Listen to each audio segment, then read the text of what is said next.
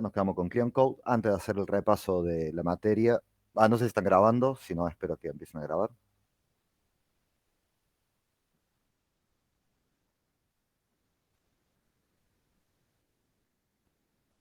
Bien, es lo que hay, tal cual. Mejor eso que nada, así que vamos con eso. Bien, como dijimos, yo voy a hacer un repaso desde el momento del principio, como para tener una idea de a dónde estamos parados. La ingeniería de software es una especialidad de la ingeniería que se ocupa de todo lo que tiene que ver con el software. El software dijimos que era el código funcionando, el producto, más la documentación. Con la llegada de bueno, la ingeniería de software nos da tres cosas para el soporte de lo que es el desarrollo de software profesional, que es lo que nosotros vamos a hacer. Para nosotros esto es una profesión, vivimos de esto, ganamos plata de esto, entonces lo hacemos con el mayor profesionalismo que podamos. La ingeniería nos va a dar soporte con tres cuestiones que son súper importantes. La primera, procesos; la segunda, herramienta; la tercera, técnicas. Entre los procesos, puede ser cualquiera, pero hemos visto el proceso unificado de desarrollo. Después vimos que es dentro de la familia de las metodologías tradicionales. Después vimos las metodologías ágiles, que es Scrum, XP y Kanban. Dentro de lo que sería de la familia de las metodologías ágiles, una de las cosas muy importantes es que se quita mucha documentación y se pasa a darle más importancia al código en sí como documentación. Y surge esto como una técnica, digamos, de programación profesional que se llama clean code o código limpio, o empezar a escribir código que sea legible. Nos empieza a importar mucho la legibilidad de nuestro código por sobre todas las demás cosas. Y para que nuestro código sea legible, tenemos ciertas características que nos da el libro del Uncle Bob de C. Martin, que se llama Clean Code, y de acá lo saqué, no está inventado de ningún lado, por supuesto, que uno después puede estar o no de acuerdo. Vimos una introducción de que era para cada uno de los grandes personajes del desarrollo de software, que más o menos explican qué es para ellos un Clean Code.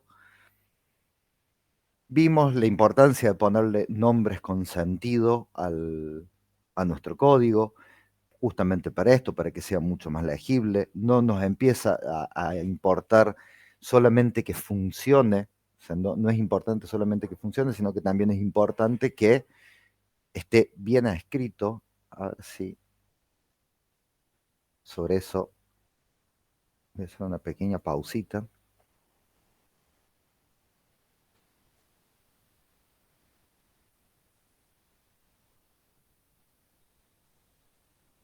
Mm, mm, mm, mm.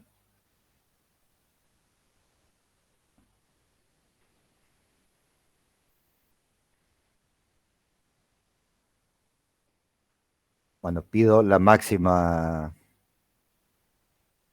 ¿cómo se dice? Discreción, porque no tengo tiempo de tachar los datos. Esto ocurrió hoy. Voy a usar un dicho que va en contra de los principios de Fede. Feo, pero que ande. No, sí, va en contra de mis principios, obviamente. No está escrito, no puse lo que está escrito abajo, pero abajo dice el de, no, es más importante que esté bien escrito a que funcione. Me voy a detener en esto un segundito. ¿Por qué es más importante que esté bien escrito a que funcione? A mí no me interesa tanto que funcione, pero sí que esté bien escrito. Porque si está bien escrito y no funciona, yo puedo poner a otro desarrollador que lo arregle. Pero si está mal escrito y funciona, pero por algún motivo me piden algún cambio o tengo que hacer algún tipo de corrección sobre ese, porque el único desarrollador que puedo asignar es el que lo escribió, porque es el que lo entiende, porque lo sabe, porque tiene en su cabeza.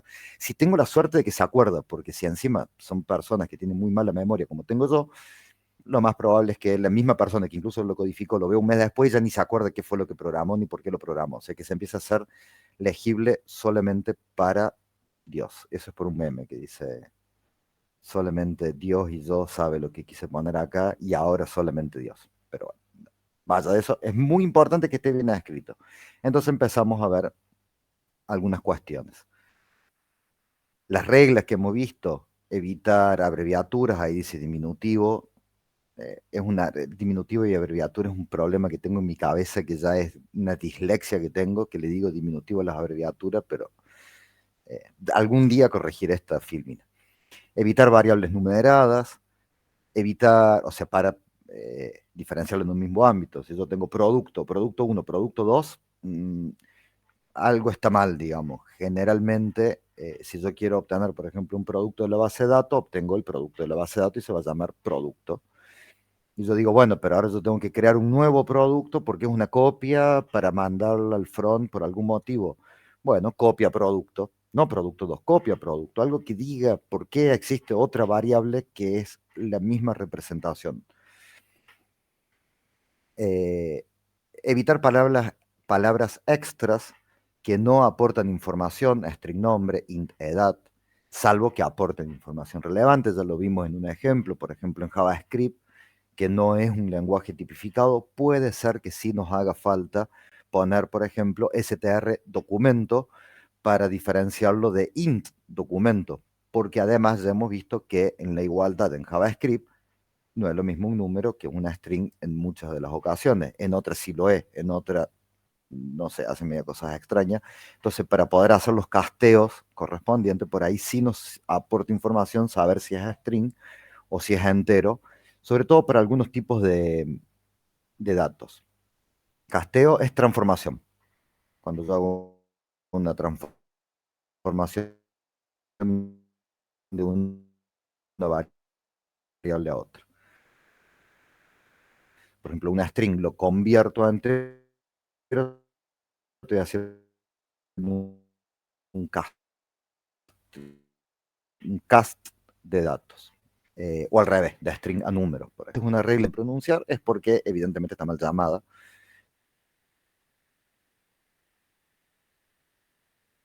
Evitar el uso de números que no aportan información. X es menor a 7, X es igual a 4.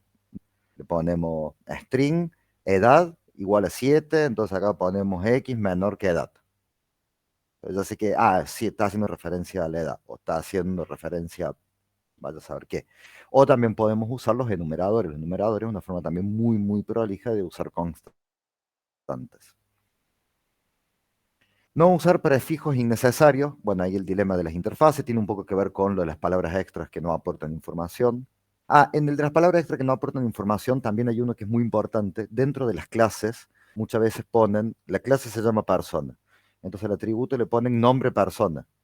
Y sí, si es un atributo de persona y el atributo se llama nombre, es el nombre de la persona, no va a ser el nombre del producto, porque si no estaría en la clase producto. Es obvio que es el nombre de la persona. Entonces, persona no me está aportando información. De hecho, cuando yo lo accedo como persona.nombre.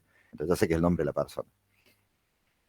En los prefijos necesarios, bueno, sí viene el dilema de las interfaces. En el Clean Code lo van a ver como que cuando es una interface, que lo vamos a ver, pero cuando veamos patrones de diseño, justo ahora vamos a arrancar con ver interface, entonces ya lo puedo un poco decir.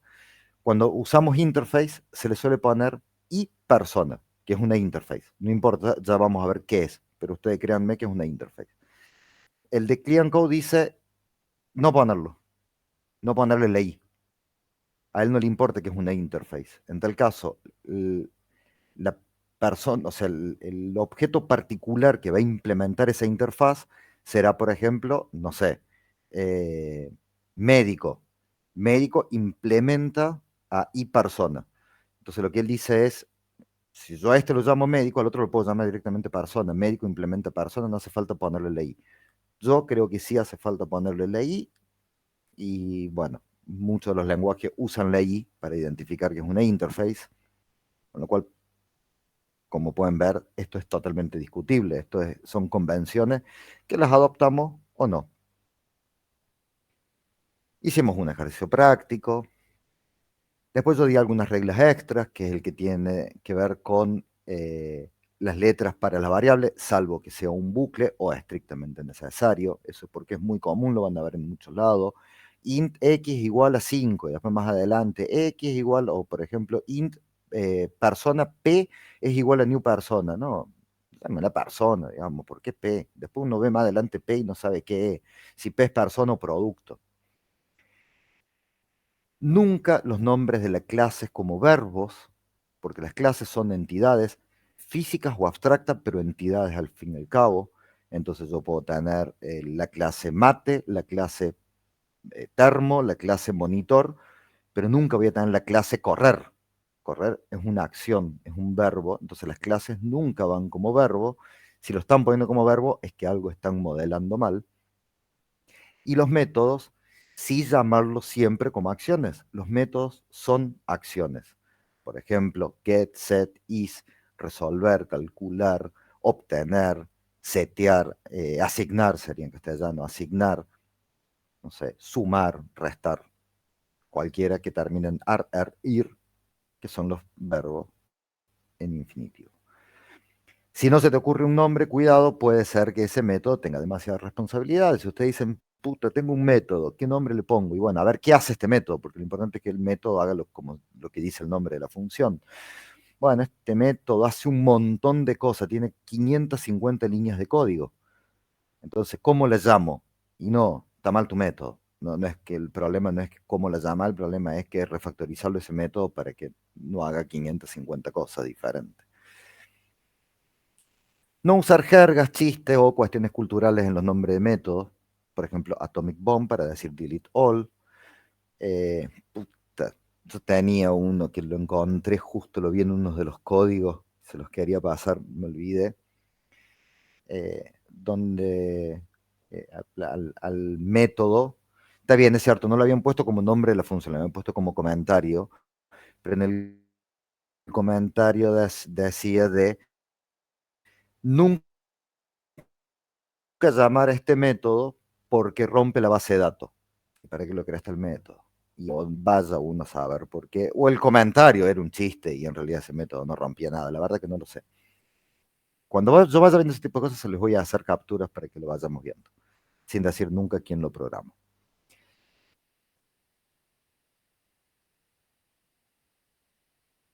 Algunas reglas extra, o sea, más todavía, más reglas. Todo esto se trata de reglas. O sea, las convenciones son reglas que van por concepto. Esto significa que si usamos un concepto en el código, vamos a usar siempre esa misma palabra para ese concepto, no lo vamos a cambiar. Yo había puesto el ejemplo de bus y colectivo. Nombres del dominio de la solución y nombres del dominio del problema. Cuando estemos dentro de la solución nuestra, le ponemos nombre que corresponde al dominio de la solución y entre nosotros nos entendemos y vamos a estar de acuerdo, pero cuando usemos cuestiones que tienen que ver con el problema que estamos resolviendo, vamos a usar esos nombres y no los nombres que a nosotros se nos ocurra. Puse el ejemplo de carrera, que los desarrolladores decidieron llamarlo la clase carrera, pero resulta ser que los dueños del sistema, los que iban a usar el sistema, lo llamaban formación educativa o algo por el estilo, no me acuerdo. Entonces, la mejor forma hubiera sido llamarlo formación educativa.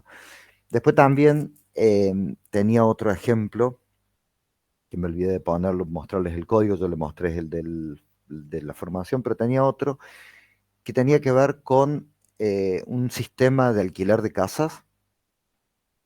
Lo habían los clientes, digamos, en el front y en todos lados, nos habían hecho poner, eh, era propietario, en el código se llamaba inquilino y propietario, pero en el front no se llamaba inquilino y propietario, lo llamaban de otra forma. Y ahora no me puedo acordar cuál era. La cuestión que no solamente que no estaban usando los nombres del dominio del problema, sino que además estaba dado vuelta el, el concepto en el front, porque no era inquilino propietario, sino que era locatario locador. Entonces, ¿qué es un locatario? ¿Quién es el locatario? ¿Quién es el locador?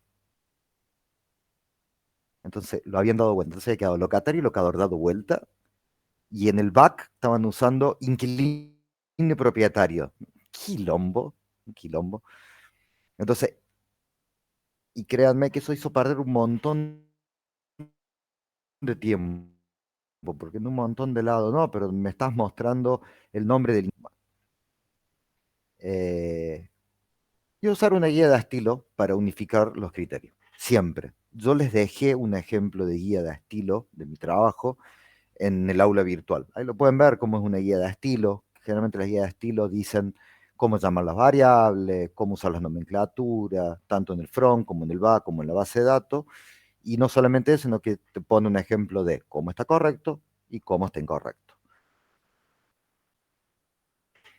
Bien, después también vimos funciones, hablamos de tamaños reducidos, que fue justo una pregunta que hizo Kevin, que estuvo buenísima la pregunta porque no lo tengo dentro de la filmina, que es un tamaño reducido, y dijimos la regla mía, es mía, es personal, la del Clean Code dice 11 líneas de código. La mía es un poco más flexible, la mía es 11 líneas de código, esa parte yo estoy de acuerdo, pero yo permito hasta 15 líneas de código si está más o menos cohesivo, 20 si está justificado, hasta 25, pero tiene que estar muy, muy, muy justificado de que en serio no se podía achicar más. No, de que no hubiera otra forma de hacerlo, de que se intentó realmente hacerlo y quedaba peor achicándolo. Más de 25, yo apuesto lo que quieran ustedes, de que más de 25 cualquier función se puede achicar. No existe una función de más de 25 líneas de código que no se pueda achicar en dos funciones, por ejemplo, de 13 y 12, o 5 y 10, no sé.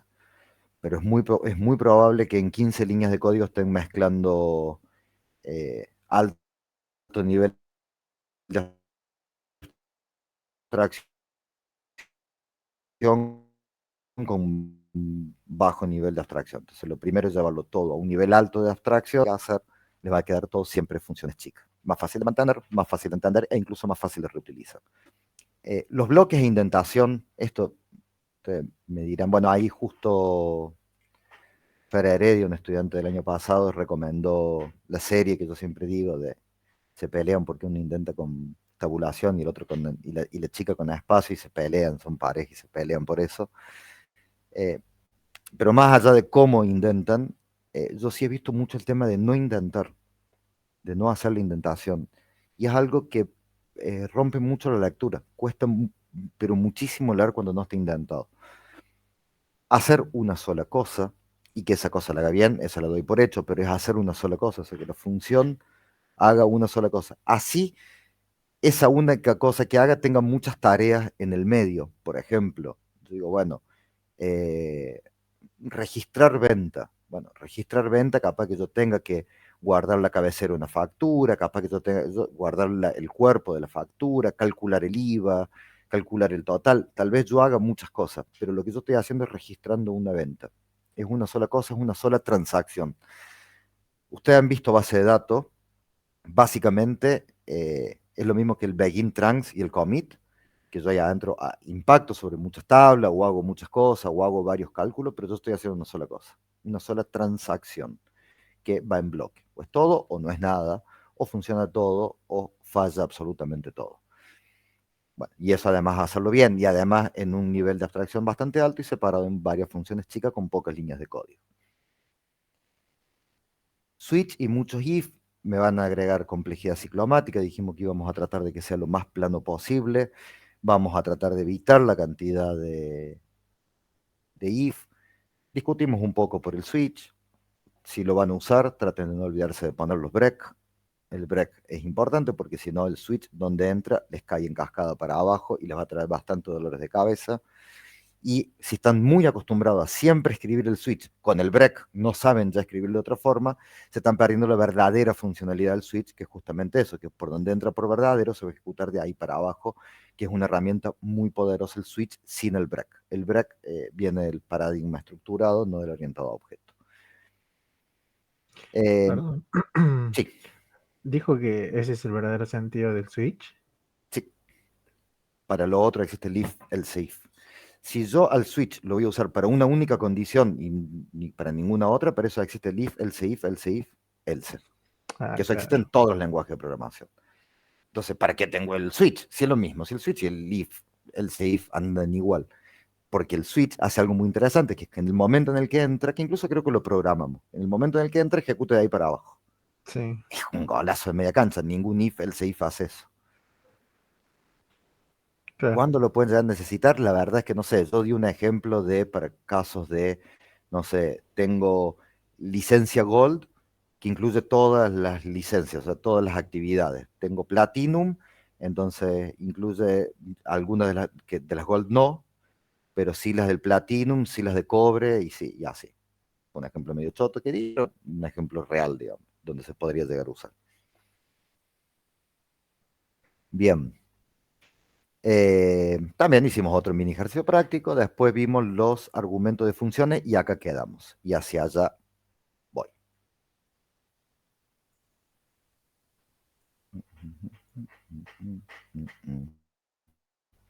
No, me pasé.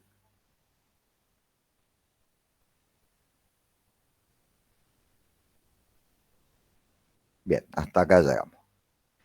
Bueno, vamos a ver, y eso vamos a empezar a ver hoy, vamos a empezar a ver patrones de diseño. De los patrones de diseño que vamos a ver, el state lo vamos a ver. Los grasp voy a intentar darlo, voy a hacer lo posible por darlo. Pero bueno, si no llego, los grasp, creo que tienen una filmina con los patrones grasp en el aula virtual. A lo sumo daré una clase así como súper rápida, como para que sepan de qué se trata, pero ya deberían poder leerlos y relativamente entenderlo. Pero si no, voy a dar. Argumentos de funciones. Dijimos que teníamos argumentos de funciones monádicas. Eso significa que van a recibir un único parámetro. Dijimos que teníamos funciones diádicas que recibían dos parámetros. Teníamos funciones triádicas que reciben tres parámetros.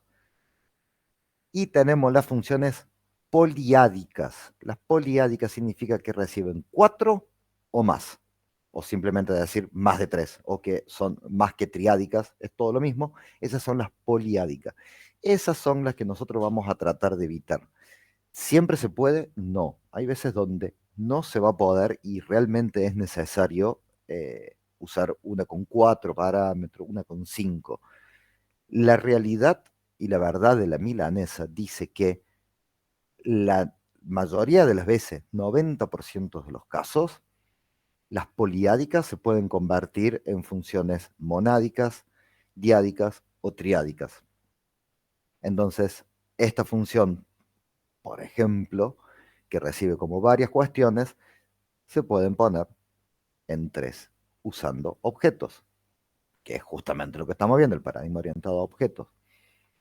Y no solamente eso, por ejemplo, cuando yo digo, bueno, no sé, quiero obtener un listado de personas, entonces le paso por parámetro el ID. Quiero obtener, no un listado de personas, quiero obtener una persona, perdón. Quiero pasar una persona y le paso por parámetro el ID. Es algo bastante común, se usa mucho, es cierto. Yo incluso sigo programando siempre tengo programado una función que es getById y le paso el ID. Pero la realidad dice que lo que en realidad conviene hacer es pasar un objeto, persona. Y en tal caso, adentro de la función yo tomo el ID. ¿Por qué? Porque, por ejemplo, la base de datos cambia y resulta ser que el ID no está compuesta de una única primary key, está compuesta de una columna compuesta. Habrán visto primary key compuesta cuando vieron base de datos. Yo puedo decir el tipo de documento más el número de documento, ambas columnas juntas se componen con el ID. Entonces, mi getById, que recibe un int ID, ya lo tengo que cambiar de monádica a diádica. Y eso me rompe en todos lados, porque yo en todos lados donde llamaba y obtenía por ID, ahora resulta ser que recibe dos parámetros. De la otra forma, si yo paso un objeto dentro de la misma función, digo, bueno, ahora tomo el tipo de documento, el número de documento y con eso hago lo que tengo que hacer y no me preocupo y no cambia. El parámetro sigue siendo uno, sigo recibiendo persona. Es uno de los tantos ejemplos de por qué muchas veces es importante pasar objetos en los parámetros y no tanto variables. ¿Cuándo se les va a convertir en poliádica? Cuando reciben variables así sueltas. Si ustedes reciben objetos, van a ver que lo pueden agrupar justamente en objetos, que eso es lo que hacen los objetos. Esto pasan a ser atributos del objeto. Criterio búsqueda, ¿qué tiene adentro? Tiene el query, tiene columnas. Criterio orden, ¿qué tiene adentro? Ordenar por y dirección. Datos paginados, ¿qué tiene adentro? El número de la página y la longitud de la página. Entonces, si yo el día de mañana digo, che, pero pará, yo quiero ordenar por más de una columna, bien, cambio el objeto, pero no me cambia la función. Una función que además es pública que se llama de todos lados. Bien, hasta acá habíamos llegado. ¿Se entendió? ¿Dudas? ¿Preguntas? De todo lo que vimos, incluyendo el repaso, pueden preguntar algo del repaso también.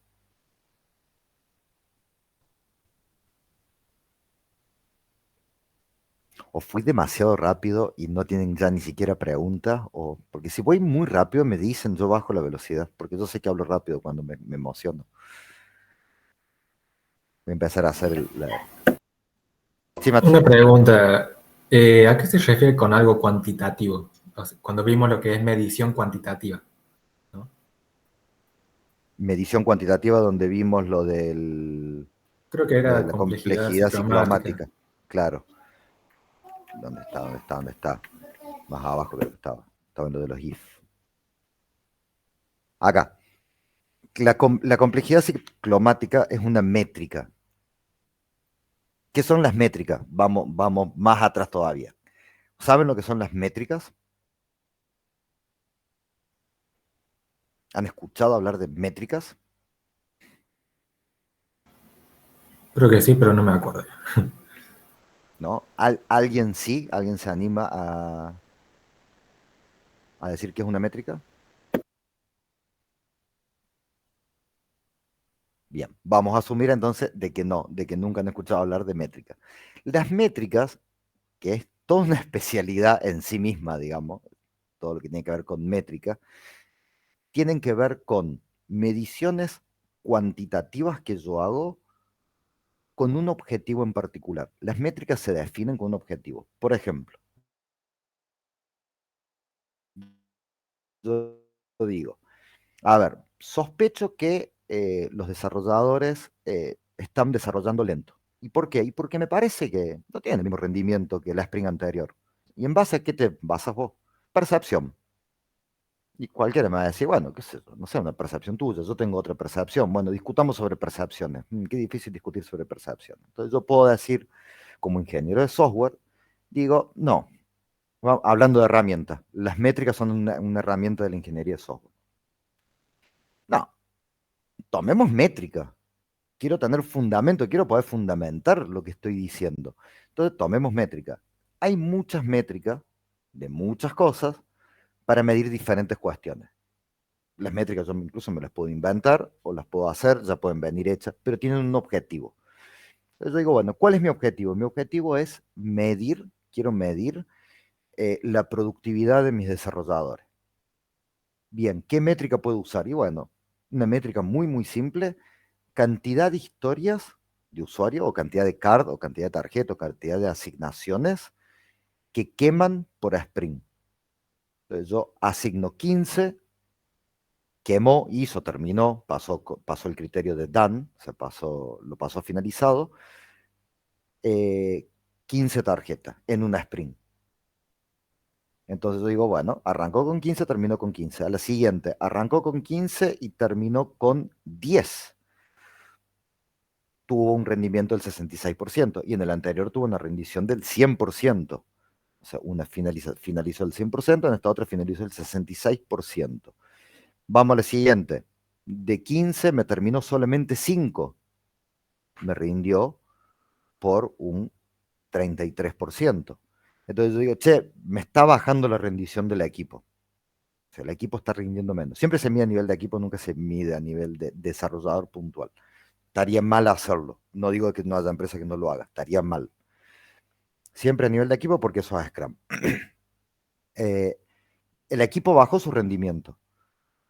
¿En base a qué? ¿En base a qué? Tengo que la Sprint 1 me quemaron el 100%, en el Sprint 2 me quemaron el 66% y en el Sprint 3 me quemaron el 33%. Y no se discute. Tengo los números, tengo los valores, tengo una baja del rendimiento. Bueno, pero puede ser por mucho motivo. Obvio que puede ser por mucho motivo. Nadie dijo de que no. Yo lo que estoy diciendo es que tuve la baja de rendimiento. Después uno ve los motivos.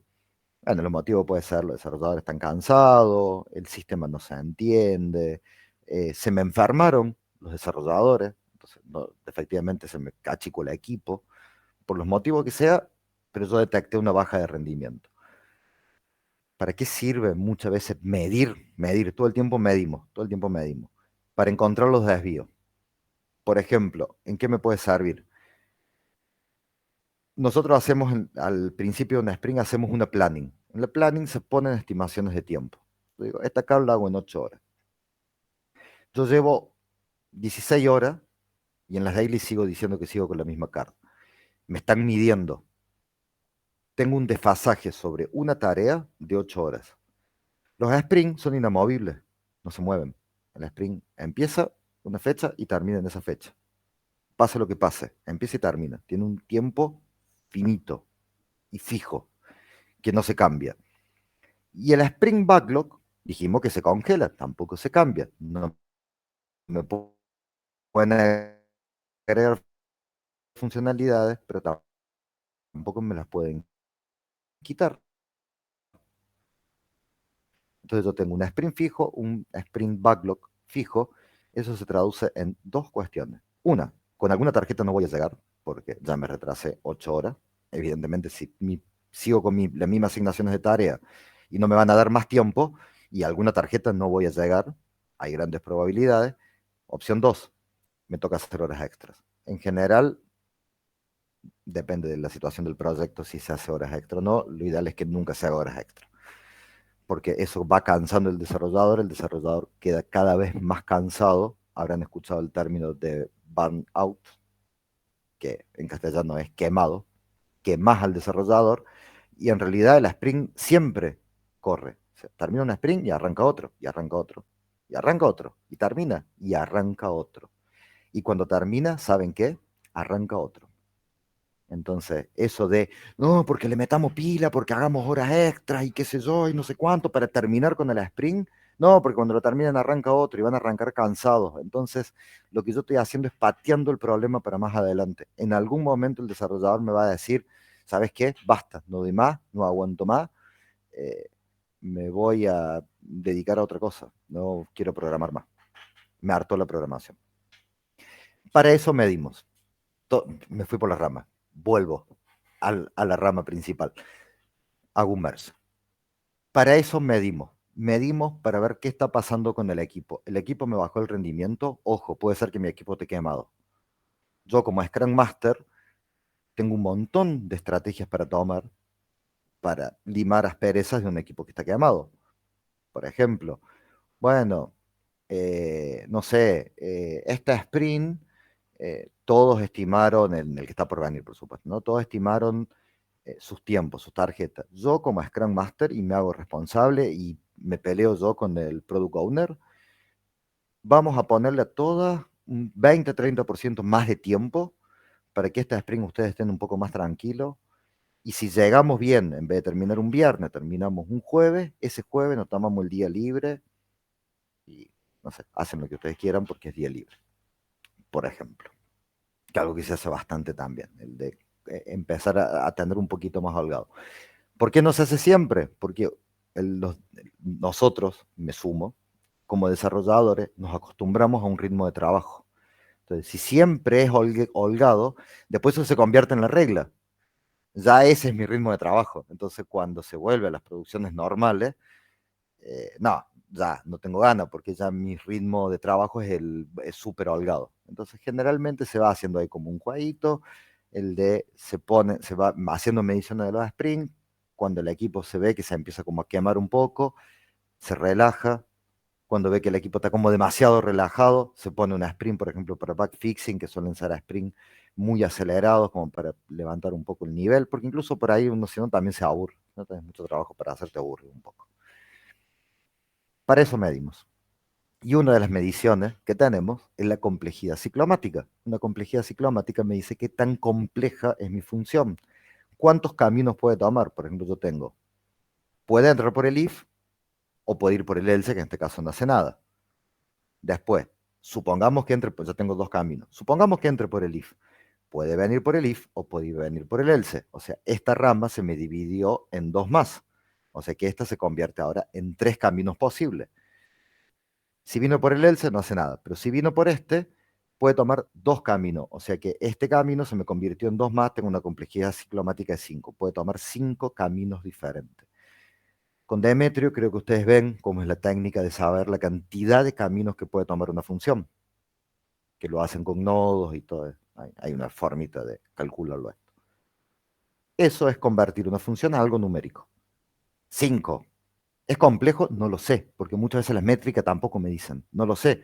Pero tengo otra función, o esta misma función yo te la hago con complejidad ciclomática 2. Entonces es menos compleja. Eso es porque muchas veces las mediciones, las métricas suelen ser relativas. Toda medición que ustedes hagan, voy a hacer otra pausita además para que piensen todo lo que voy diciendo. ¿Saben los sistemas de numeración? Absoluto, relativo.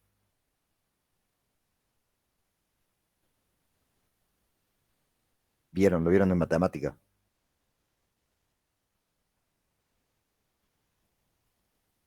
No recuerdo, bro. Bien. Las variables, en general, tienen un tipo de variable. Bueno, obviamente tienen varios tipos. Pueden ser nominales, pueden ser las numéricas, que son las que nos interesan ahora porque estamos hablando de métrica. Pueden ser absolutas o relativas. Y siempre se dan los mismos ejemplos. Por ejemplo, la edad es una variable absoluta. Tiene un 0. Yo nací en esta fecha. Entonces tiene un 0. Es un absoluto.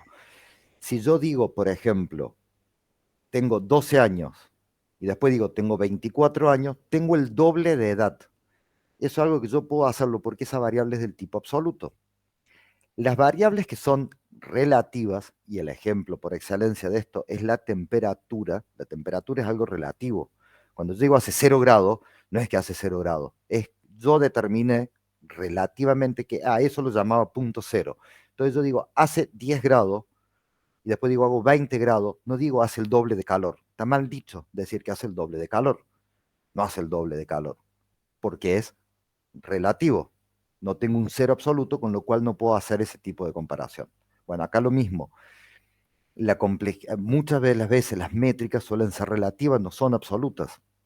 Entonces, yo no puedo medir sobre sí mismo, yo no te puedo decir 5 de complejidad ciclomática. ¿Y qué significa 5? No lo sé. No sé qué significa 5.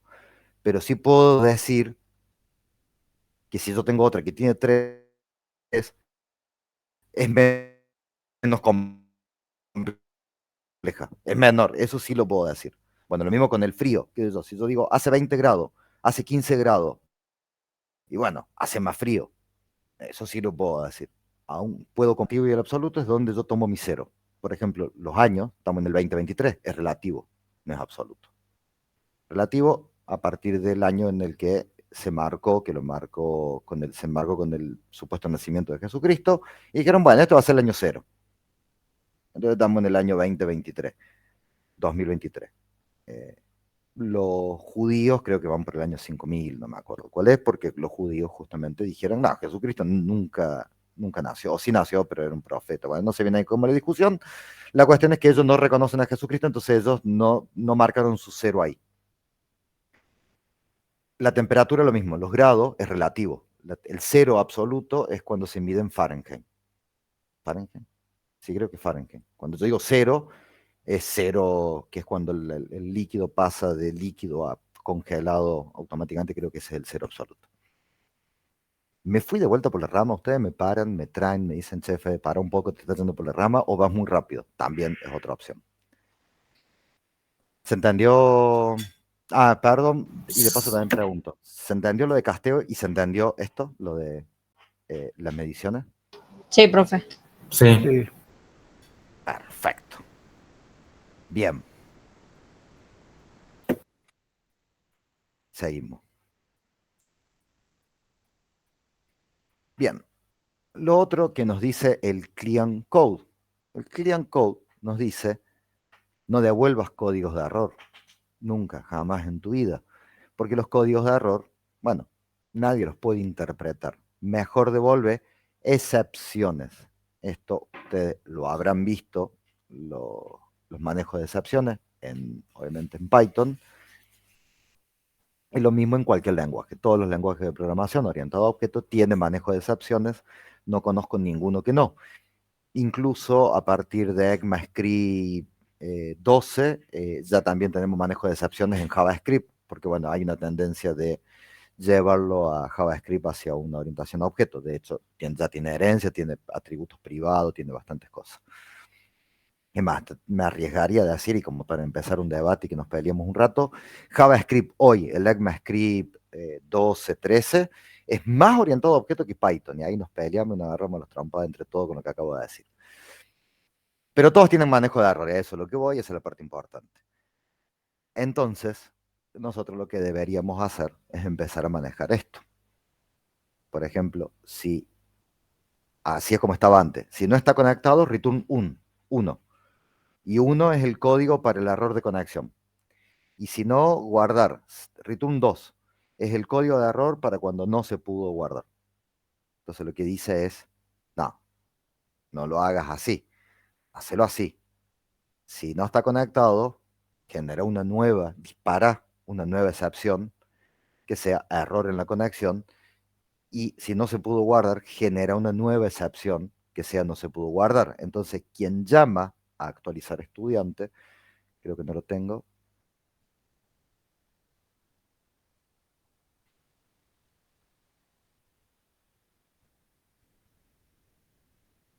Sí, sí lo tengo.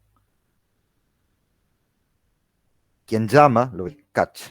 Entonces yo llamo a conectar, punto, guardar estudiante. Si no pudo, género. Pero además también puedo tener un throw, un catch, digo, que es alguna función de este que yo llame, me generó una excepción, yo lo agarro. El throw la dispara, el catch la agarra. Throw y catch.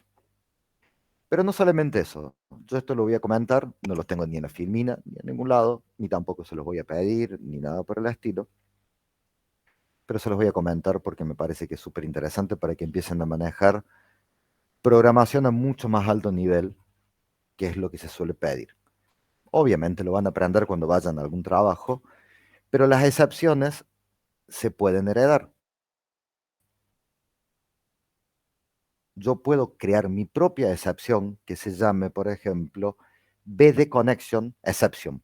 Entonces acá cuando yo disparo, no disparo un new exception, sino que yo disparo un throw new base de datos exception, por ejemplo. ¿Para qué es importante eso? Y esto sí lo voy a escribir acá. Yo puedo tener múltiples catch, que ya lo vieron en BD Exception, escribiendo en el catch. Supongamos que tengamos net exception, que es un error de red. Y por último,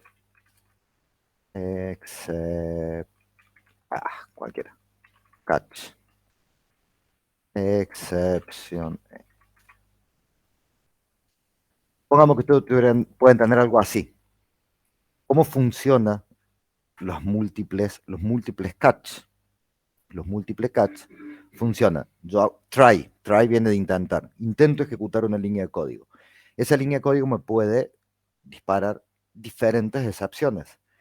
Entonces, si lo que me disparó fue una B de exception, lo agarra el catch del B de exception. Si lo que me disparó fue un net exception de network, nada más que para escribir menos lo puse net, un network exception, tuvo un error de red, por ejemplo, y si fue una excepción que no está de ninguna de las tipificadas, se va por la excepción general y es la madre de todas las excepciones. Entonces yo puedo tener manejo de excepciones y decir, tuve un BD exception. Entonces el error lo tuve en la base de datos. Yo ya sé dónde lo tuve el error y lo manejo. Eso se llama manejo de errores. Ahora sí vuelvo. De lo que nos importa a nosotros, lo que dice Clean Code es no manejen códigos de errores, manejen excepciones. Si son excepciones heredadas, mejor todavía, mejor que mejor, dedito para arriba. Pero como mínimo, manejar excepciones, no códigos de error, así. ¿Por qué? Bueno, justamente por eso, porque no se entiende, no, me tengo que acordar, ¿qué era un 2? Ah, ¿qué significaba 2? ¿Qué significaba 1?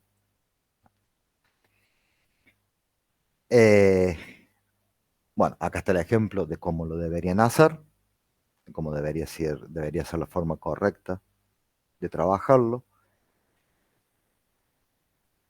¿Dudas con esto?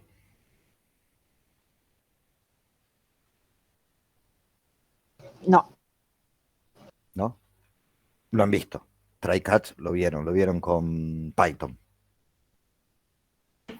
Sí, creo que en Python en vez de catch es exception directamente, creo. Puede ser, pero sí va el try, el inicio del bloque sí creo que es try. Sí, Sí, el try y el exception, sí. El manejo de excepciones, ¿en qué capa se pone? Pregunta Juli. Perdón, Marti, ¿cómo?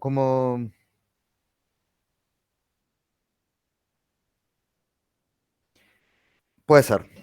Sí. Bien. El manejo de excepciones, ¿en qué capa se pone? Bien, perfecto. Generalmente el manejo de la excepción se pone en la primera capa, que es la del controlador, la del controller, la que está más cerca del consumo del cliente. ¿Por qué? Porque justamente va a llamar a las diferentes capas o a los diferentes servicios, se lo suele llamar servicio también, va a llamar a los diferentes servicios para resolver esa petición que le está haciendo, y ahí es donde lo va a manejar, lo va a intentar manejar de alguna forma u otra. En general, el manejo de errores más común que tenemos nosotros es el de le avisamos al usuario de hubo un error y le mostramos un mensaje de qué fue el error. Intente en unos 5 minutos. No hacemos mucho más manejo de errores. Pero bueno, puede ser caso donde digan, si me da esta excepción, entonces puedo intentar esta otra cosa. Por ejemplo, si quise guardarlo en la base de datos y me dio un error, lo guardo en, no sé, en un archivo para que el dato no se pierda porque el dato es súper importante. Si además también me dio un error en el guardado del archivo, ahí sí notifico. En el login, no. Toda petición tiene que tener manejo de errores. Toda petición tiene que tener manejo de errores. Sea cual sea. Los códigos no pueden tronar, no pueden romperse, no se pueden crashear, como lo quieran llamar. Entonces, siempre yo tengo que manejar los errores. La cuestión es dónde yo pongo el try catch. El try catch se suele poner en el nivel más alto. Los niveles más bajos lo que van a hacer son throw, van a disparar. Por ejemplo, yo tengo en el controller, recibo una petición, que fue lo que nosotros estuvimos viendo, tengo un get usuario. Bien, el get usuario llama a una capa de servicio que es get usuario. Entonces yo acá pongo try get usuario, catch, mostrar al cliente que hubo algún error. Acá adentro yo voy a tratar de obtener el usuario llamando a la base de datos. Yo acá seguramente voy a tener un try, dame el usuario, de lo que vos quieras, catch, y dentro de ese catch tengo un throw new exception para que se vaya para arriba. El throw new exception lo que va haciendo es llevándome hacia arriba del error. Entonces me lo dispara. Y en este último, lo que va a hacer es un mostrar mensaje, digamos. Ya efectivamente lo termina mostrando. Ya no dispara, no hace un throw. Entonces, el manejo de errores se hace en la última capa, el que lo va a manejar. Las capas internas van disparando el error hacia arriba. A ver si tengo un ejemplo concreto para que quede más claro.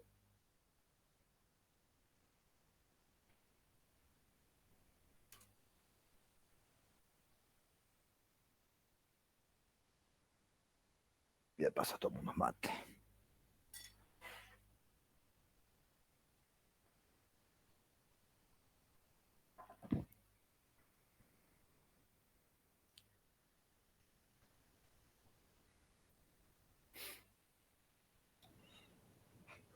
Profe, Sí, en JavaScript el try catch tiene la posibilidad también de especificar el tipo de error o es un error general.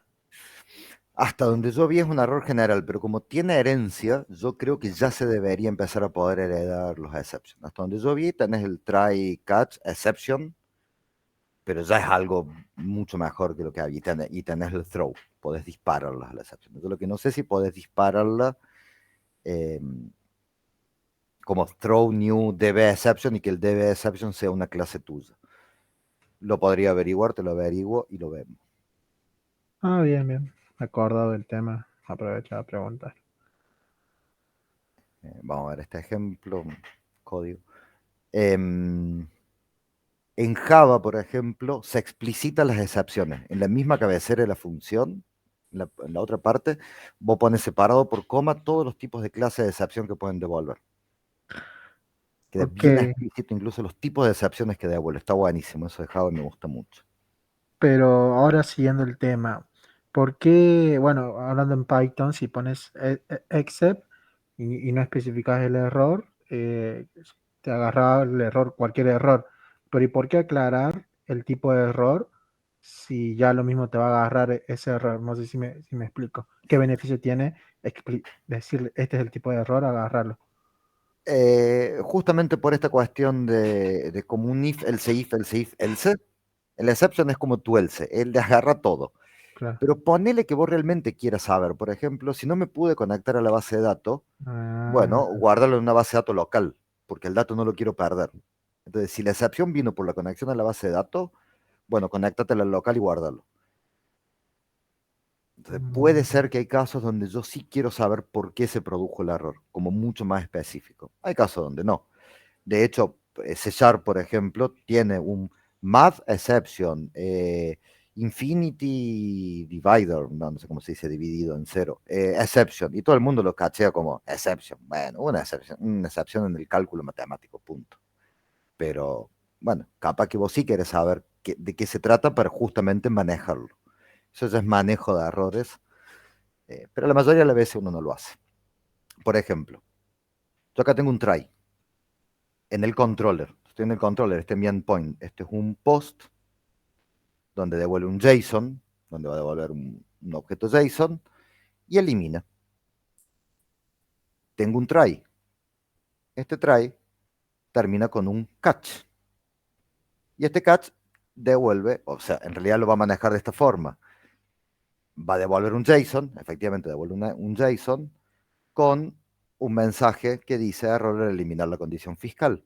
Pero, previo a eso, llama acá y hace alguna cosita más que mira todos estos datos, quién es el nombre del usuario, el ID del usuario, la sucursal por defecto, todos los boludeces este y eso, y me la manda por mail. Así manejo yo el error porque, bueno, en este proyecto lo quise manejar así porque se me antojó manejarlo así. Yo, cuando se produce una excepción, me la mando por mail. Y al usuario le muestro. Se genera un error, bla, bla, bla, bla, bla, bla. Y es más, creo que le suelo poner este. Se envió un mail notificando del error. ¿Por qué lo hago así? Y bueno, porque soy más proactivo ante el error. Entro a mi mail, entro a mi correo, a ver si tengo algún ejemplito de error. Yo entro a mi correo y veo una excepción. ¿En cuál es eso? ¿En cuál qué? Mira, acá hay uno de desarrollo.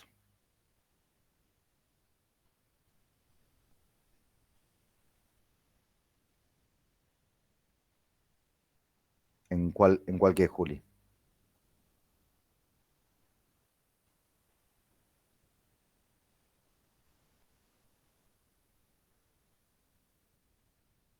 Ah, porque yo lo codifiqué, yo lo programé. Yo puse acá send mail. Entonces me lo mando el error por mail para que me llegue a mi mail. Entonces yo acá sé, digo, bueno, a ver cuál fue el mensaje, obtener afiliado. Ah, mira, dio un error cuando quiso obtener los cosas. ¿En dónde lo dio o cuál fue el error que dio? Bueno, el nombre del objeto Fénix punto punto afiliado no es válido. Ah, mira, se equivocaron cuando llamaron a la base de datos. Esto no existe, Fénix 2 punto punto afiliado no existe, ya se nota el error. Entonces, este es de desarrollo, pero si fuera de producción, yo llamo al cliente y le digo, che, vi que dio un error, no te preocupes, ya estamos trabajando en eso.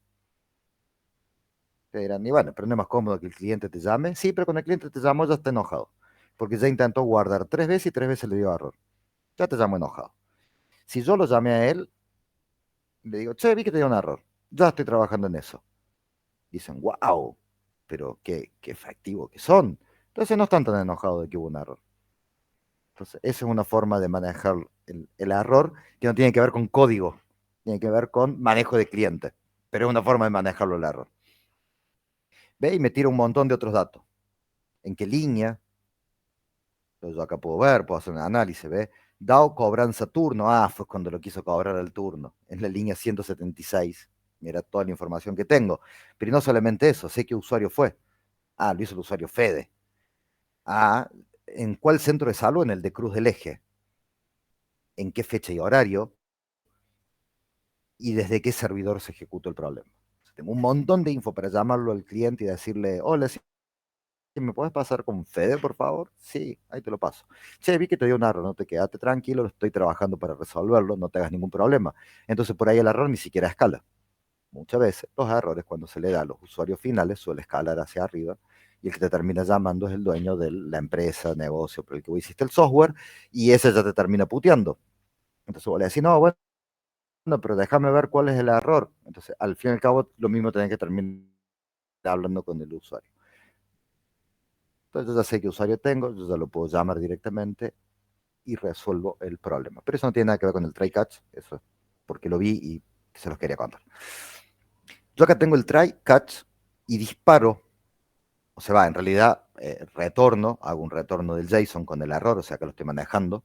Ya efectivamente le muestro al cliente que hubo un error y me lo mando por mail. ¿Pero por qué hago un try catch? Y porque posiblemente dentro de todo esto algo me lo puede generar. Por ejemplo, el obtener condición fiscal por ID. Ah, justo lo que les había dicho, lo de obtener por ID. Ve, tengo el try catch, pero me hace un throw new exception. Ve, lo manda para arriba. Da un error, quien lo haya llamado va a recibir, o sea, se le va a disparar esta excepción. Y esta excepción la va a capturar el try de más arriba. Y esta excepción pasa a la excepción base por parámetro. ¿Y quién pudo haber generado esa excepción? Y seguramente que ya no es mío, ya es del propio de la librería. Ahí no me dice qué excepciones genera. Pero esto genera excepción. Entonces yo lo capturo, lo mando para arriba, ese lo captura, se lo muestra al usuario, me manda un mail. Básicamente, así, en las capas más bajas, dispara para arriba, lo va llevando, veanlo como una burbujita que va llevando el error hacia arriba. Y el de más arriba, el que tiene el contacto con el cliente, es el que lo maneja. Hace algo con ese error, algo tiene que hacer. No puede ser que no. Generalmente mostrar de que hubo un error. ¿Por qué se lo hace enviar a su correo? Supongo que no tiene muchas consultas de errores, que no va a pesar tanto. No se estaba pensando por qué no se lo puso en una base de datos o en otro archivo Porque aparte. ¿cómo me enteraría de que se generó un error? ¿Cómo me entero yo de que se generó un error? Claro. La única forma en la que yo me puedo enterar de que se generó un error es que me llegue el mail. Entonces yo entro al mail y veo acá, Monte Albán, error producción. Si acá dijera producción, cambia la cosa. Error producción.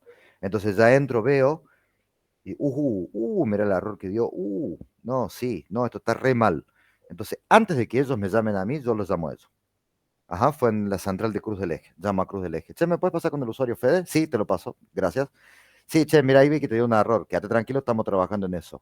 Oh, dale, qué genios que son. Mira vos, me acaba de dar el error y ya me están llamando. Sí, sí, porque somos súper eficientes. Cortamos el teléfono y el error no escaló. Entonces evité que Fede, ese usuario, vaya y le diga al de sistema, este sistema es una mierda, mirá, da error, fíjate que no funciona, hace 10 minutos que estoy tratando de que ande y no anda. Corté la bola de nieve.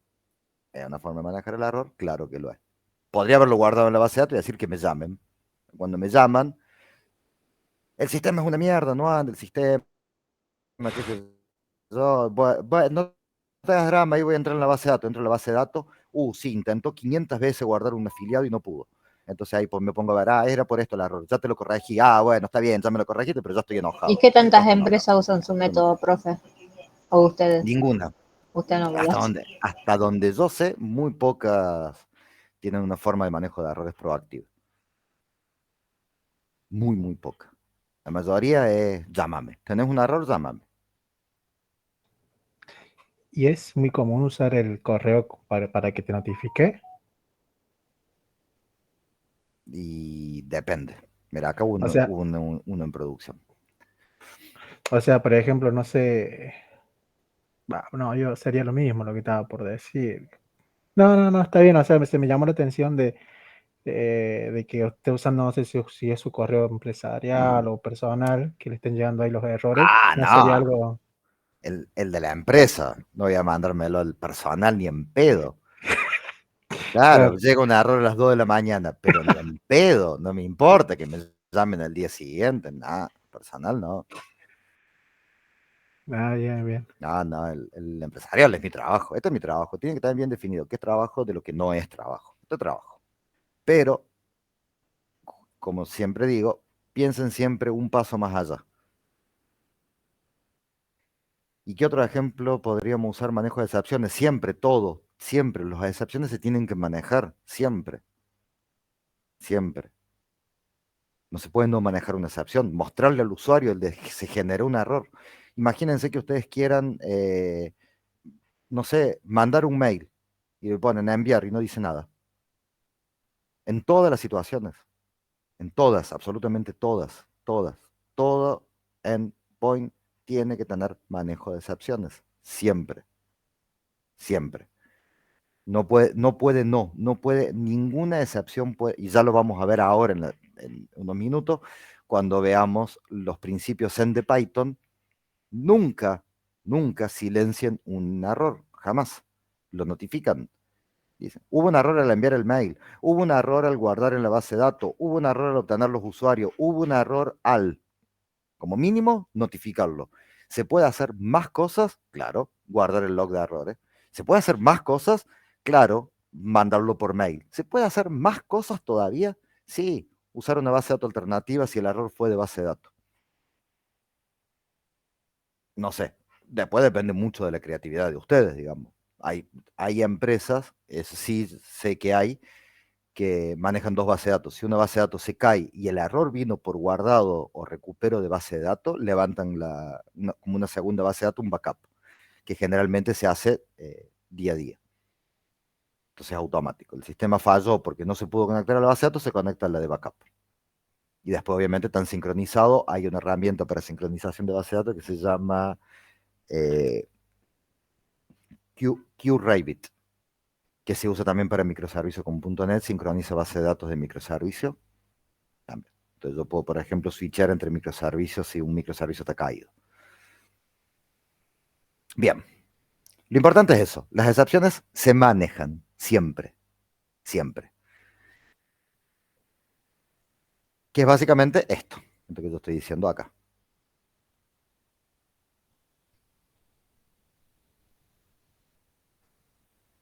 No se pudo conectar, throw new exception, error en la conexión. No lo pudo guardar, throw new exception, no se pudo guardar. El que llama a esta función, supongamos un controlador que llamó a esta función, pone un try, llama a actualizar estudiante, pone un catch y pone, si estoy en el catch es que hubo error, no hay otro. Entonces, pongo notificar al usuario que el mensaje. Entonces al usuario, ¿qué le va a aparecer? Hubo un error en la conexión o no se pudo guardar. Entonces llama por teléfono y dice, che, me está dando error el sistema. Entonces ustedes le preguntan, ¿qué te dice? Me dice que hubo un error en la conexión. Ah, está la base de datos caída, no te das drama y la levantamos. Proba ahora, anduvo, perfecto, genial, si fuera tan fácil. O, che, no, me dice que no se pudo guardar. Ajá, bueno, no es un error en la conexión de la base de datos, otra cosa pasó, no se pudo guardar, ya veremos qué, no te da drama, entro al log de errores y lo veo y te lo corrijo. Ah, muchas gracias, qué piola que son, los quiero un montón. Que tampoco va a pasar, nunca, nunca son tan amables los usuarios. Bien, ¿se entendió manejo de excepciones? ¿Por qué Sí. es importante manejar excepciones? Bien. Tengo una pregunta, Fede. Sí, Siguiendo el tema del ejemplo que estabas dando, cuando te llama para solucionar el problema, o sea, lo solucionarías para ese caso en particular y ahí termina, o tratarías de ver para algo más general para que no vuelva a suceder. ¿Cómo sería el asunto ahí? depende. Depende del Claro, tipo de error. Depende del claro, tipo de error. Si, por ejemplo, está la base de datos caída, en general no soy yo el que atiende la llamada, digamos. Siempre uno pone a alguien de atención para que atienda la llamada. entonces sabe a quién derivarlo. A mí no me llegaría nunca uno de que la base de datos está caída. Está la base de datos caída y bueno, cae en el área de IT. Los de IT, perdón, sí, yo justo apagué el servidor de base de datos, ahí lo prendo. Y sale andando, se resuelve el caso puntual. Ahora, si el error es de código, no existen los errores puntuales. Supongamos, es que yo me dio error porque guardé el DNI y le puse una letra A. Bien, perfecto, te lo corrijo en base de datos, para que no te dé el error, por supuesto, te lo corrijo en base de datos, pero me tengo que preguntar, ¿por qué llegó una A? ¿Cómo hizo una A para llegar? Entonces tengo que corregir para que no vuelva a llegar una A, en donde va el número de documento. Claro. Nunca puede producirse el mismo error dos veces. Si se produce el mismo error dos veces, se está haciendo un mal manejo de los errores del cliente, un mal manejo de los tickets. Que eso sí es algo muy común, se me preguntan. Y eso es común en las empresas, es re común. El de, porque tengo un error en la cuenta corriente. Entonces, sí, tiraste script en la base de datos que lo corrige. Sí, pero ¿por qué no corregí el código que lo metió el error por primera vez? Porque es más rápido que te llamen por teléfono y tirar el script y corregirlo en base de datos. Eso sí es muy común. ¿Está mal? Sí, obvio que está mal. Hay que corregir el código. Un error debería ocurrir una única vez. No debería pasar. Sí.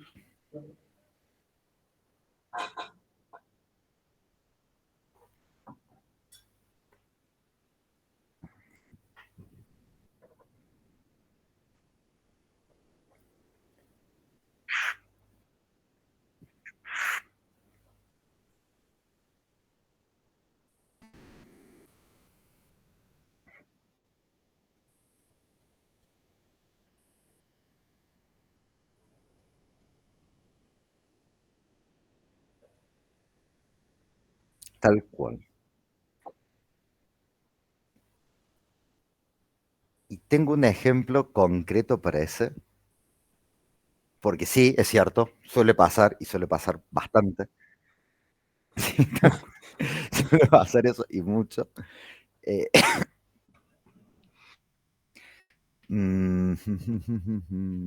acá. No, acá no. Acá.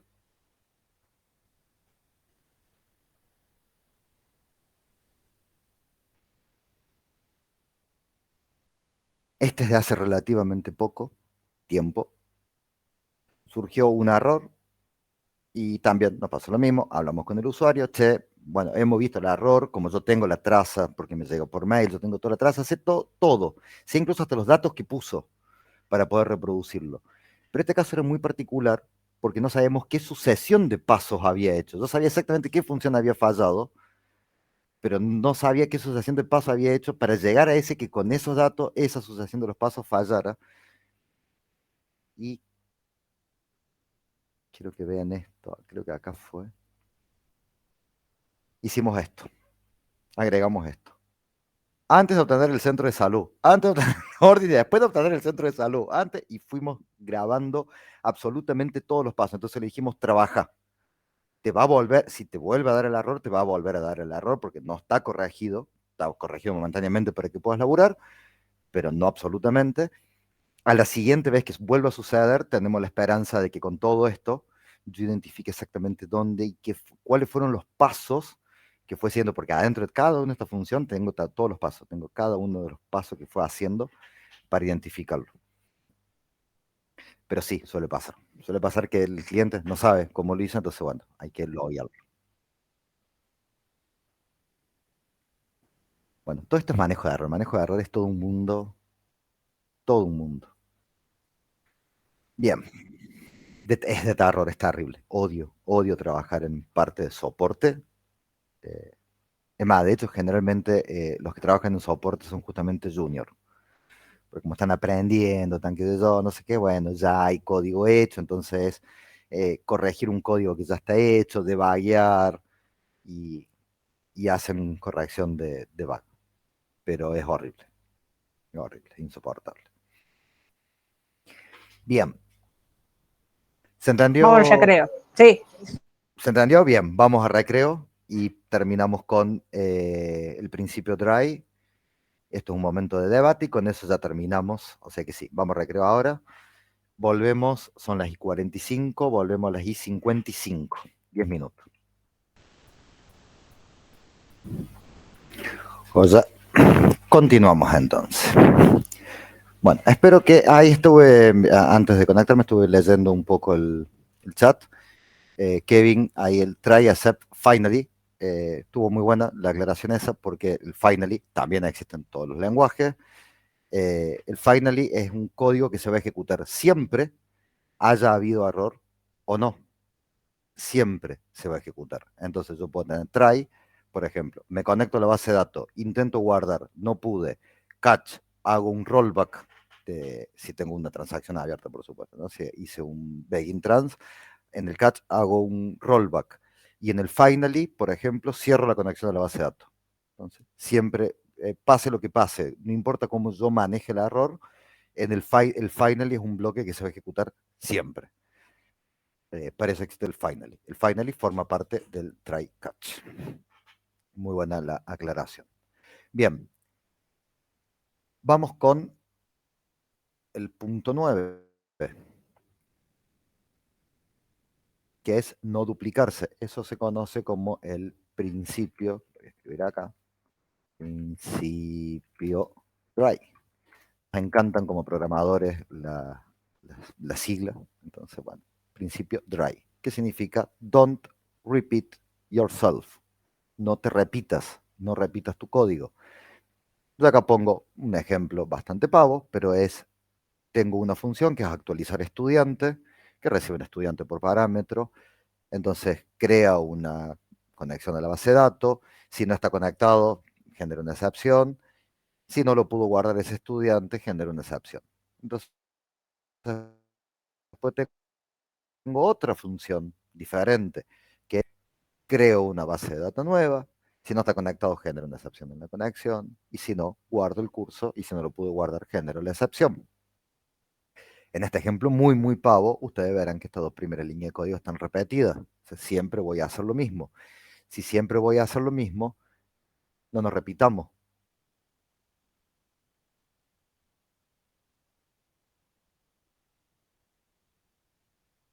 Entonces, public, base de datos, conectar, excepción, y si no, retorno efectivamente la base de datos. Entonces acá lo resuelvo con un try, if not conectar, llamo esta función, guardar estudiante, si no pude, genero la excepción de estudiante. Bueno, acá tengo un throw new exception, error en la conexión, porque estoy llamando al conectar. Y acá, actualizar curso, exactamente lo mismo, llamo a conectar. Acá no está repetido, esta línea es diferente a esta línea. Acá te guardo el estudiante, acá estoy guardando curso, pero las líneas que sí se repetían, está acá. Entonces, si yo tengo algún error, a mí me dicen, che, pero pará, porque en base de datos le estás pasando 1, 2, 3, 4, 5 por parámetro, y le tiene que pasar la cadena de conexión, y está mal la cadena de conexión. Lo corrijo acá, y se me corrige acá, y se me corrige acá, porque toda la misma función. Acá, yo hubiera dicho, che, pero tenés que pasar la cadena de conexión. Qué boludo que soy. Lo tengo que corregir acá, lo tengo que corregir acá, y es más, tengo que poner un control F y empezar a buscarlo en todos los lugares donde hice esta línea de código para empezar a corregirlo. Entonces, don't repeat yourself te va a traer también bastantes, te van a evitar bastante dolores de cabeza. Eso quizás decir, estoy un poco trabado hoy. Ese es el principio dry de don't repeat yourself. Vamos a ver un patrón, no sé si lo puse, no.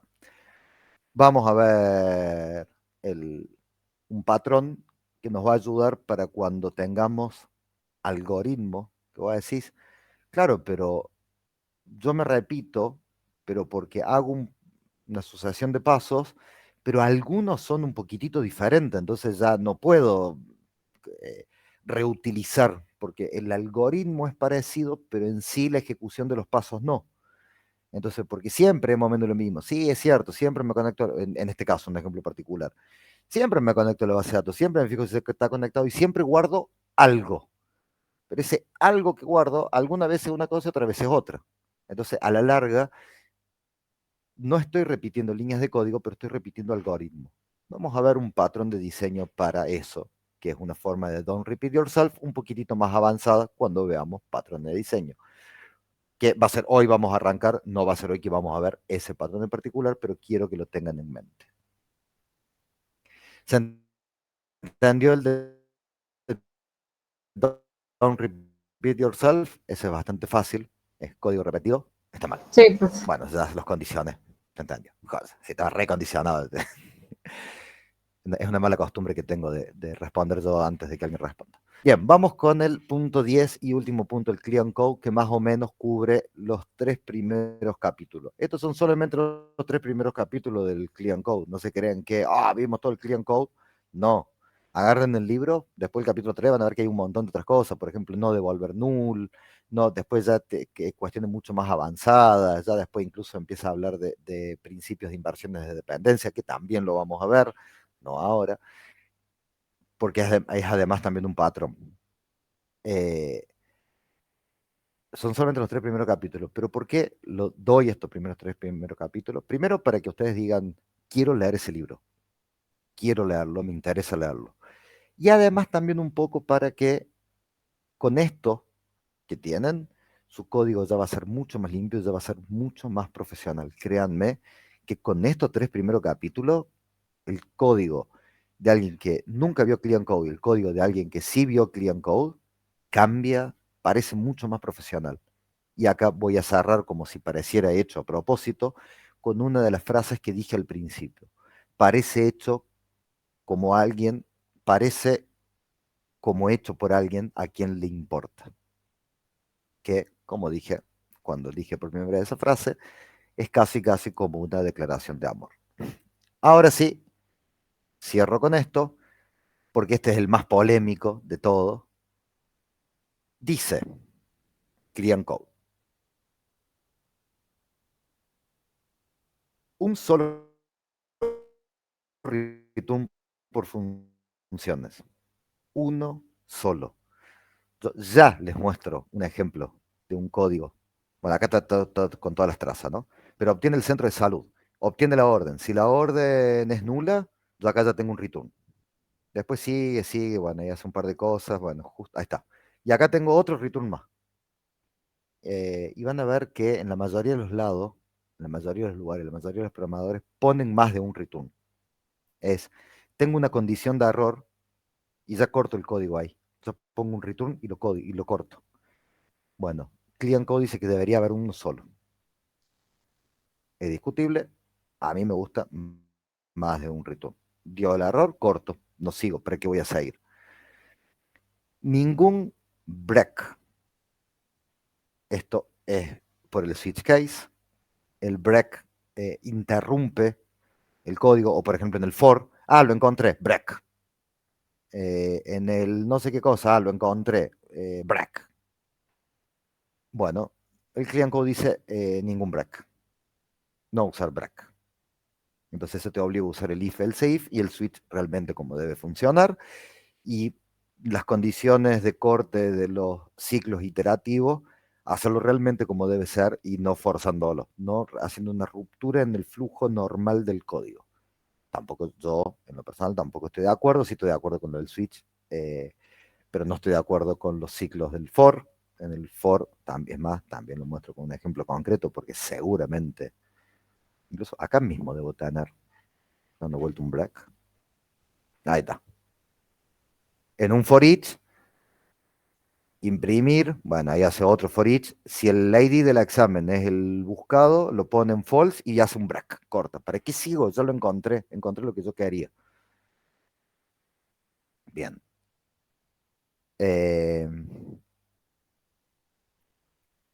Y nunca, y esto sí, yo también estoy de acuerdo, nunca, jamás un go-to. Los go-to es de programación Visual Basic, C Sharp, la verdad que no sé si lo tiene, está muy en desuso, pero Visual Basic lo tiene, y ustedes que son programadores Python me dirán ustedes si Python tiene go-to.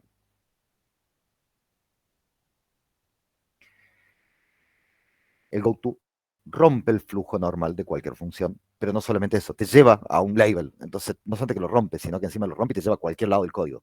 En algunos momentos se pensó que eso era algo muy cómodo, pero anda a mantenerlo vos después. Entonces, nunca un go-to, y en eso estoy completamente de acuerdo, y está fuera de discusión, nunca un go-to. ¿Por qué momento de debate? Porque bueno, ahora quiero escucharlo ustedes como programan, ponen más de un return o solamente un return, usan break para cortar los ciclos for, usan el goto, han usado el goto. No, el go-to nunca lo escuché yo. Break sí, digo break. Break, Y return en varias cosas, sí. tal cual. En mi caso, yo me acuerdo el año pasado que en Python una vez el profe nos dijo que no se debe usar más de un return. Y de ahí me quedó eso porque, claro, yo siempre usaba en una condición en if que me devuelve el return y la variable o lo que me tengan que devolver, y en el else también return y lo que me tengan que devolver. Me quedó esa frase y desde ahí dije que es mala práctica. Además, creo que ahí escuché la primera vez la palabra mala práctica y por eso empecé trato de no usar. Trato de usar solamente un return antes declarar la variable como true, por ejemplo, y después esa devolverle en el return esa propia variable, pero cambiarla en la condición if o else si es true o false. Claro, Algo así, si no me equivoco. Pero tal sí, cual. una sola. Así Bandera creo que, que le llamaban. no bandera, vas asignando la variable y después retornas esa variable y va a tener el valor dependiendo de qué camino hizo. Esa debería ser la forma que Clean Code dice que tiene que tener. Un solo return.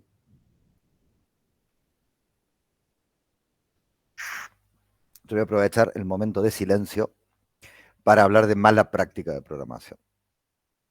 Mala práctica de programación es algo que a mí no me gusta usar. Sí es cierto, es un concepto que se usa mucho en el libro del en los libros de Deitel and Deitel. Es más, ahora sí creo que lo tengo. Un segundito.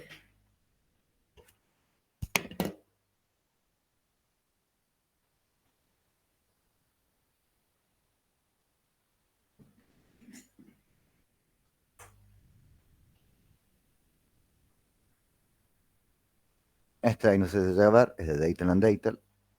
Son los hermanos Deitel. Tienen muchos libros de programación. Profe, Sí, la cámara como que tiene un delay de 10 segundos, no sé qué se le está viendo. Se le ve bien en la pantalla, pero la cámara no, por si está mostrando algo. ahí se ve. No, No, no. Ah, debo estar con... O sea, Sí, se le ve la está con cámara. delay. Sí, está con delay. Bien, voy a ver si me paso a paquete de datos.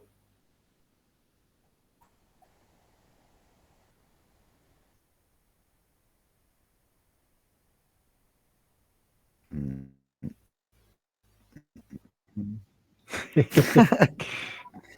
Siempre la probabilidad es que sea mi internet. Bien. No.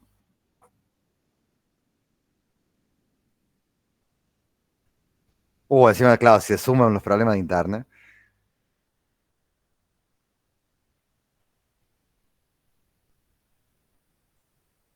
Dale.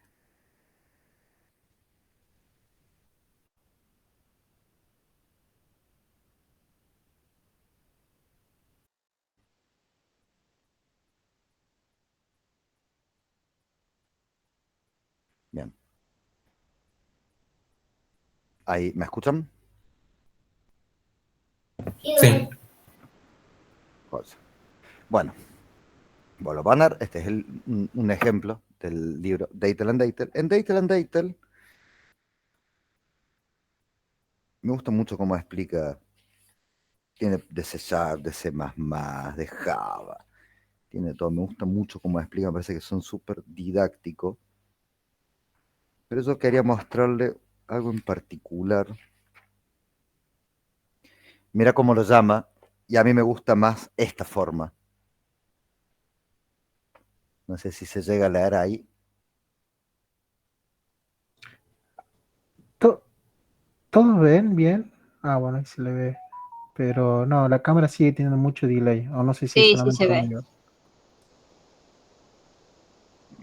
Tal cual. Buena práctica de programación. No se le suele decir, o en realidad yo soy de la idea de que no se le suele decir malas prácticas de programación, sino que a las que consideramos de que son buenas se le dicen buenas prácticas de programación.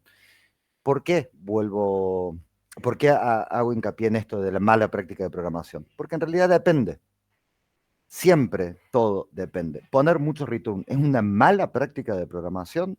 No, no lo es. Es totalmente debatible. Y cuando lean el client code, en el principio, en el prólogo, dice justamente eso. En el prólogo arranca diciendo, una...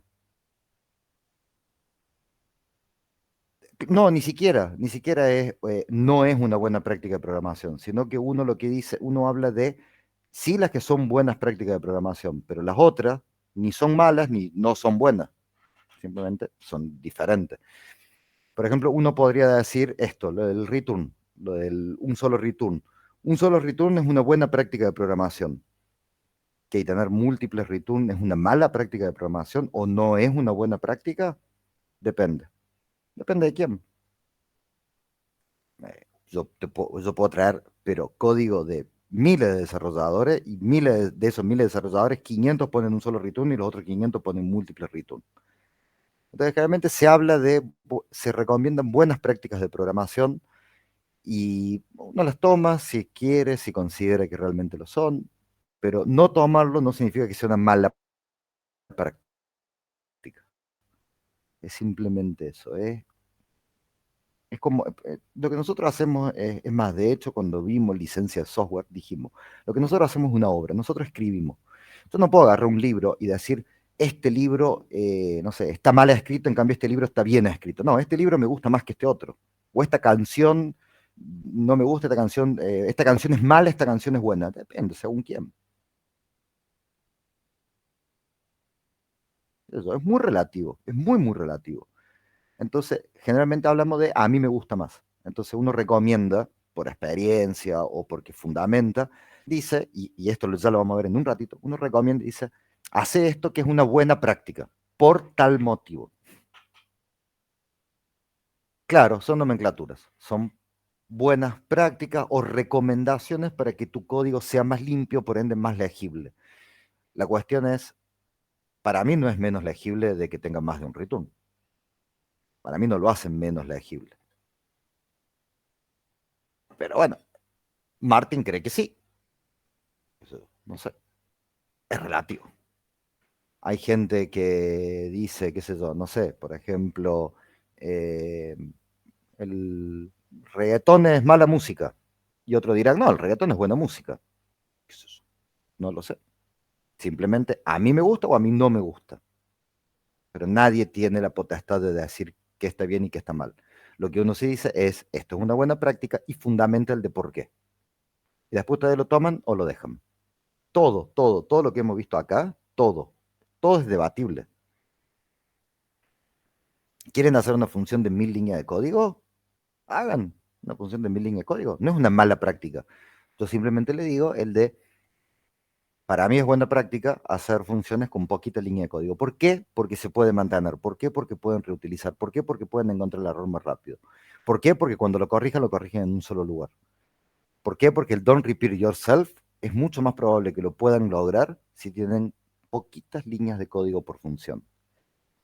Va a ser más legible. Entonces lo fundamento y digo, por eso para mí es una buena práctica y lo recomiendo. Después, obviamente, si ustedes están en su laburo y en su laburo les dicen, es regla que así se trabaja, le dicen, es regla que se trabaja con un solo return. Y bueno, trabaja con un solo return porque es regla, digamos. Yo digo si ustedes están haciendo su propio código, todo esto es debatible. De hecho, por ese momento de debate con esto, porque esto es lo que más división hay entre desarrolladores de software, entre los que ponen un solo return y los que ponen un montón de return. Los que usan break, básicamente porque cortan un ciclo iterativo, y los que no usan break, yo estos dos los uso. Bueno, y GoTo, esto para el lenguaje, sobre todo Visual Basic, que es el único que conozco que tiene el GoTo. Bueno, dudas, preguntas.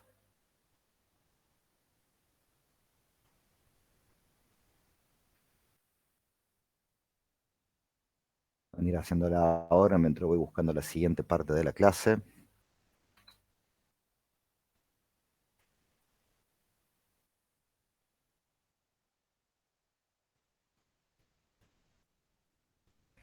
te lleva a una línea de código de pecho, nada más. Vos en una parte de tu código, no me acuerdo si era con label, ponías label, lo estoy escribiendo en el chat, ¿no? Label, por ejemplo, no sé, sumar, así. Y en cualquier parte de tu código, no importa dónde vos estés, vos ponías go to sumar. Entonces, tu línea normal de ejecución saltaba a sumar y seguía desde ahí. Horrible.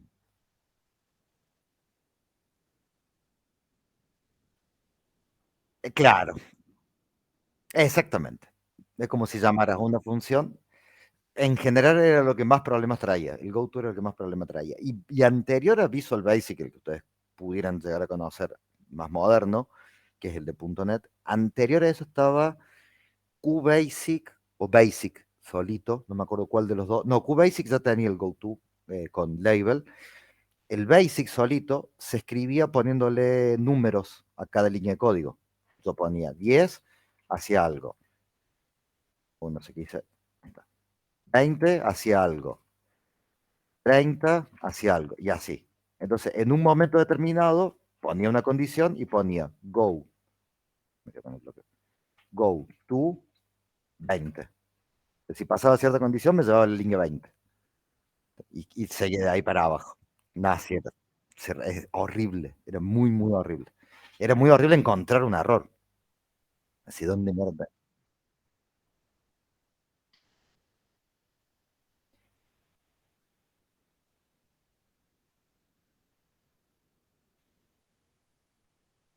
Tal cual.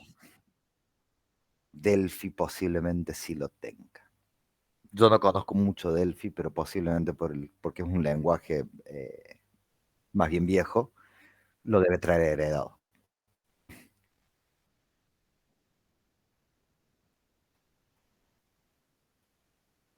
Sí, y justamente por este principio.